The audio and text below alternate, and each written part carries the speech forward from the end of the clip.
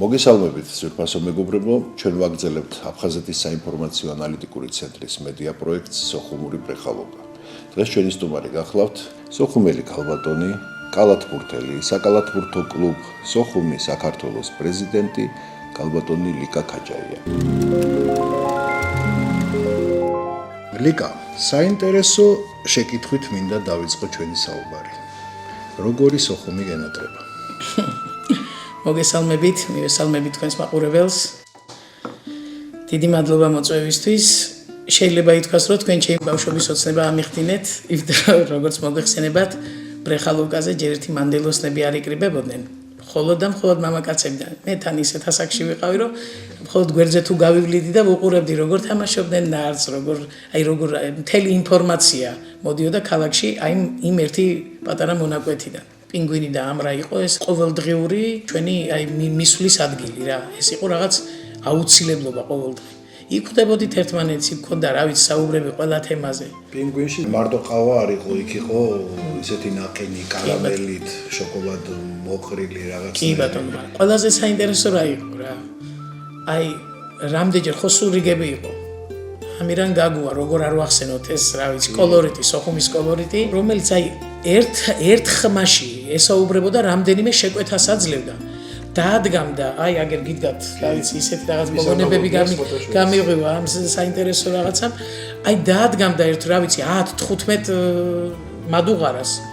და როგორ უგდებოდნენ, იმას უნდა და უშაქრო, იმას უნდა და ნაკლებ შაქრიანი, იმას ტკბილი.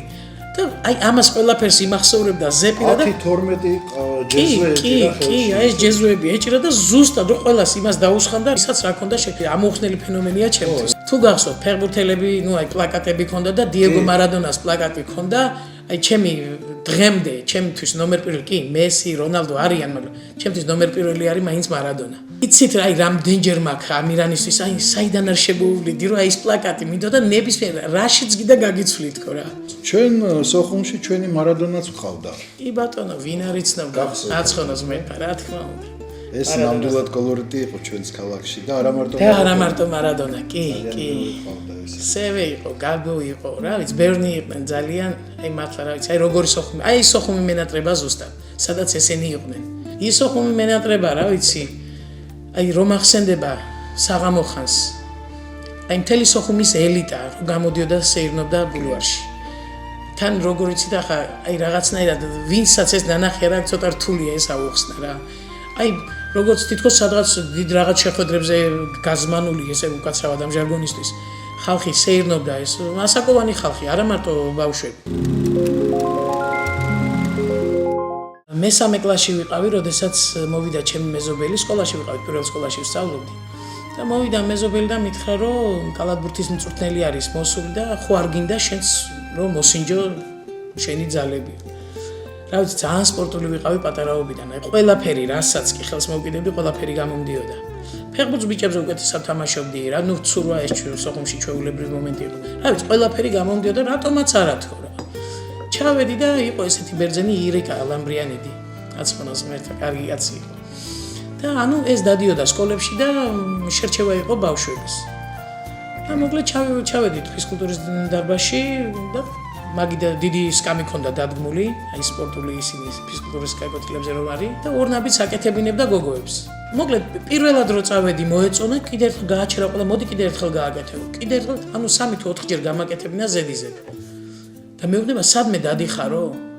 სადმე მეთქი და სპორტზეო, არა მეთქი. და თურმე მე როგორც გავიგე, დაურეკია ჩვენი ძირითადი ახლა ვინც იყო ჩემი მწვრთნელი იყო ვოვა ხაჟბა. ცნობილი აფხაზი კაცი. აფხაზკი კავბოი, აფხაზკი მექსიკანიც, რა ვიცი, ბევრი მეტსახელი ქონდა. წლების მერე უკვე როდესაც უკვე ჩვენ თამაშობდი და კარგი გუნდი ყავდა, მეუბნება რომ ირიკ мне позвонил, დამირეკაო ირაკლი და მეუბნება ვლასანიჩ იანაშოვ. თურმე ჩემზე უთქვამს რომ ვიპოვეო რა. და იმის მერე მესამე კლასიდან რო დავიწყე დღემდე კალათბურთში ვარ. ასე რომ სპორტული მოგონებები ბევრად ჭარბობს ყველა დანარჩენს, მაგრამ სოხუმში მენატრება კიდე ერთხელ გეუბნებით. ყველაფერი ისუნი მენატრება. მე წერეთლის ქუჩაზე ვცხოვრობდი დასაწყისში და რო გავდიოდი ის ევკალიპტების ის ხო იმას ვერაფერი ვერ შეცვლის. რაც აქ ვიმყოფებით. ხო არ ყოფილხარ სოხუმში? მე წარმოიდგინეთ ვიყავი 2002 წელს, დიახ, ხაჟბას 70 წლის იუბილეი იყო ჩემი მწვრთნელის. და მოკლედ დამპატიჟა. მაშინ უკვე აი ახალი კონტაქტები, ახალი მოძებნილი გქონდა.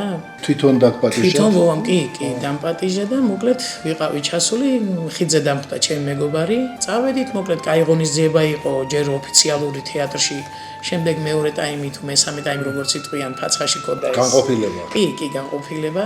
ნუ ახლა თქვენ როგორც სპორტული ისა ტაიმებით საზღვრავთ და იმდენად ემოციური იყო ეს ყველაფერი და ჯერ რო დავდიოდი ქუჩაში ცოტა ისეთი აი უხერხული ის იყო თან მეგობრის შვილი მახვდა თან და ის ქართულად მეკითხებოდა ლიკა როგორ ხარ? ანუ სოხუმის ქუჩებში დადიხარ. კი, რა თქმა უნდა, რა გამაჩერებდა. და აი რა შეგრძნება იყო ეს, რომ სოხუმში ამდენი წლის მერე ენემეო, შენ წარმოიდგინე, აი მე აქეთ რო ჩამოვედი, მაშინ უკვე აი მაშინ აღვიდგინე ყველაფერი რაც ხდებოდა იმ 4 დღეში. იქ ვიყავი გაბრუებული, რო დავდიოდი სახლშიც მივედი. ავედი მეზობლები ვნახე, მოკლედ ჩვენი აი მეხვეწებოდნენ დარჩი და მოკლედ იყავი და ხო იცი პრობლემა არ არის და არა, ნუ ეს ყველაფერი გეუბნენ, ეს სურა ფოტოაპარატი მიმქონდა, იმდენი მაშინ არ იყოს ციფრულები და ფირები მქონდა. ჩამოვიტანე, რა ვიცი, ერთი 8 ფირი ჩამოვიტანე, არც მახსოვდა თუ მქონდა ის მომენტები გადაღებული, აი ავტომატურად მივდიოდი და ვიღებდი სურათებს რა. შეგხვედრიათ ისეთი ადამიანი, ვისაც აიცდამენს არ გახარებია თქვენი ნახვა. არა, როგორ იყო იცით ახლა, იქ არაფერი ესეთი, ახლა ოფიციალურ ღონისძიებაზე არაფერი ეგეთი არ ყოფილა. კი არა, მერეც რო ვისხედით ის რო დამთავრდა ის ოფიციალური სუფრაც, ნუ არ გვეყო ეს ემოციები, იმიტომ რომ ჩამოსული იყო ერთი ჩემი მეგობარი იყო, რომელიც ჩამოვიდა საზღვარგარეთიდან. ნუ 3-4 გოგო იყო, ვინც ჩამოვიდა ამ ღონისძიებებისთვის ჩემსავით რა. და მოკლედ მე სხვაგან დავსხედით ფილარმონიის წინ თუ გახსოვთ თქვენ ტენის მან იყო გაკეთებული რაღაც კაფე და მან ვისხედით და როგორ იყო იცი ახლა ეს ჩემი მეგობარი გოგო დათვრა და ეუბნებოდა ბიჭებს რომ რას დაამსგავსეთო ქალაქი ეს არისო ქალაქ ცხოვრება იყო ქართველებთან ერთად და მე ეს ჩემთვის ახლა ჩემთვის ეს სასაცილო კი არა აი არც ვიცი რა დავარქვა იმ მომენტში თან ამხაზებს ამას ეუბნება მე ვთქვი ნუ გაჩუნდი მე ვთხარით მე ხარ ცოტა უხერხული მომენტია თან ის რო დავდიოდი და ის ჩემი მეგობარი რომ მეუბნებოდა ქართულად მეკითხებდა ლიკა როგორ ხარ ნუ აი მაშინ როგორ იყო ისა 2002 წელია გასულია 9 წელი ცოტა ისეთი მომენტი იყო ყველაფერი აი რა ვიცი შიში დავარქვა თუ რიდი და არ ვიცი და მოკლედ ყველაფერი ერთად იყო დღეს ახლა თუ ჩავედი აი ისე კარგად ვიცი როგორ მოვიცევი და რას ვილაპარაკებ და რას გავაკეთებ რომ რა ვიცი მაშინ ცოტა სხვა ემოციები მქონდა ხაშბასთან დაკავშირებით ხო არაფერს დაავადდებდეთ? ხაშბასთან დაკავშირებით რა შემიძლია გითხრათ? ის მინდა გითხრათ, რომ ეს მართლა დიდი პიროვნება იყო, იმიტომ რომ იმდენი რაღაცა გვასწავლა. ნუ მე ჩემ თავზე ვიტყვი რა, მაგრამ ჩვენ როცა ვსაუბრობთ, ჩემზე უფროსი პლიადა ვინც არის, ჩემზე 10 წელი, 9-8 წელი უფროსები, რაღაც ემთხვევა ჩვენი აზრები, როცა ვსაუბრობთ, რომ ის რო რაღაც კომუნიკაბელური, რაღაცა პუნქტუალური, რაღაცა პასუხისმგებელი, რაღაც ისეთი გზნობები აქვს ჩემთვის ჩადებული, რომ მე ვცდილობ, რომ ჩემ მოსწავლეებს გადავცე დღეს ეს რაღაცები. სულ პაესტკებში ვიყავით და ყოველ საღამოს ქონდა შეკრება. და როგორ ვიყავი, აუ რა უნდა ახლა რა უნდა გვითხრას. ისეთი საინტერესო რაღაცები ხდებოდა. ის 1.5 საათი რო ვიყავით ერთად. და ზუსტად იგივეს ვიმეორებ ახლა მეც ჩემ მოსწავლეებთან რა. სხვათა შორის იმდენად ძლიერი იყო. რომ ერთხელ უთხრა ნაკრებში არ ნიშნავდნენ. ეს არავის არ ვაკნინებ რაზეა საუბარი, უბრალოდ მართლა კარგი წვრთნელი იყო და კარგი პლიადა ყავდა ყველა ასაკში. და ერთხელაც მან უთხრა, რომ აქ კომიტეტში მივიდა, სპორტ კომიტეტში და უთხრა, მე ჩემ ხუთეულს დავაყენებ. თუ ვინმე მომიგებთ, ხმის ამომღები არა ვარ. და თუ მოვიგებ, მაშინ ანუ ნაკრების მწვრთნელად უნდა დავინიშნო. ნუ ესეთი ამბიცია გქონდა. თქვენ წარმოიდგინეთ მოიგო და 2 წელი საქართველოს ნაკრების ბაზა იყო სოხუმში. დღეს ამ ხაშბასთან დაკავშირებით რა ხდება? ის აღარ არის. ხაშბა მე 6 წელია უკვე გარდაიცვალა და თქვენ წარმოიდგინეთ ერთ დღეს აი ეს ლუდა ვინც მაშინ ამბობდა დათრა მეთქი რო გითხარით, დღეს ისრაელში ცხოვრობს. ჩამოსული იყო წლის თავზე და მირეკავს და ტიროდა გოგო. მეუბნებოდა წარმოიდგინეო რა, მივედიო საფლავზე. 5 წელი იყო გასული. არაფერი არ იყო გაკეთებული. ანუ ვერც კი მიხვდებოდი ვინ იყო იქ რაღაც მავთულებით მიმაგრებული.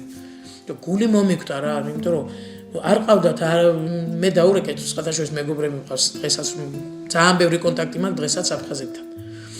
მე ვთხარი, ბევრი ყავდათ მეთქი ესეთი პიროვნება, აი ასე რო ყავთ მიგდებულით ხო? და მე ვთხარი ჩვენ გოგოებმა გადავწყვეტეთ რომ ჩვენ გავაკეთებთ ხო? და მან მითხრა რომ არა ეს თქვენი გასაკეთებელი არ არისო. თქვენ მე ვიცი, მაგრამ 5 წელია გასული და ეს ჩემი მეგობარი არის დეპუტატი მათი პარლამენტის. და მოკლედ მან ასე ვთქვა, ჩართო და ყველა მხრიდან ეს ჩემი მეგობარის ლუდაც რო იყო ჩამოსული, ისიც იმასთან პრეზიდენტთანაც შევიდა, სპორტ კომიტეტის თავმჯდომარესთან. მოკლედ ავაგორეთ ეს თემა. მართლა აი კარგი სასაფლაო გავუკეთეთ ამ კაცს, რომელიც მართლა იმსახურებდა ამას რა. რა ვიცი, ბავშვობიდან ძალიან ცელქი ვიყავი, რამე საერთოდ გოგოებთან არ მეგობროდი, სულ ბიჭებში ვიყავი გარეული. პირველი სკოლის გვერდზე იყო ბოტანიკური ბაღი. ძურებოდით იქიდან ეს მანდარინებს არ ვაცლიდით დამწიფებას და მწვანეს ვჭამდით, გაფეთლებული ქონდა. მამით გვიჭერდნენ, რომ ჩვენ ვიყავით გადასულები ბოტანიკურ ბაღში. ძალიან მინდოდა, რომ ჩემი ბავშვები გაზრდილიყვნენ იქ, სადაც მე გავიზარდე. ხო ხტებით ახლა. აი ეს ჩემი ღირებულებები რაც იყო ჩვენი, თუნდაც იმ ფუნიკული ორზე, ჩვენი კლასელები, ყველა ჩვენი შტაბი გქონდა თითქოს, ვაშენებდით რაღაცებს, ნან ტოტებს, თივას მოვიმას ვიზარდით და ვაიმე, რა ვიცი, იმდენ რაღაცის გახსენება შეიძლება. იქ მიდოდა გაზრდილიყო. აი იმ ზღვაში, თუნდაც აი 8 მარტს რო ჩვენ მივდიოდით და ვბანაობდით იმ ზღვაში. აფხაზ მეგობრებს რაიმეს ხوار ვეტყოდით ისეც, რომ გაუმძაფროთ ჩვენს მიმართ რაღაც ურთიერთობის აღდგენა. მინდა იცოდნენ, რომ ჩვენ ისინი გვიყვარს. ჩვენ გვაქვს ერთი ადათი, ერთი ტრადიცია და ჩვენ აუცილებლად ვიქნებით ერთად. სხვანაირად არ შეიძლება.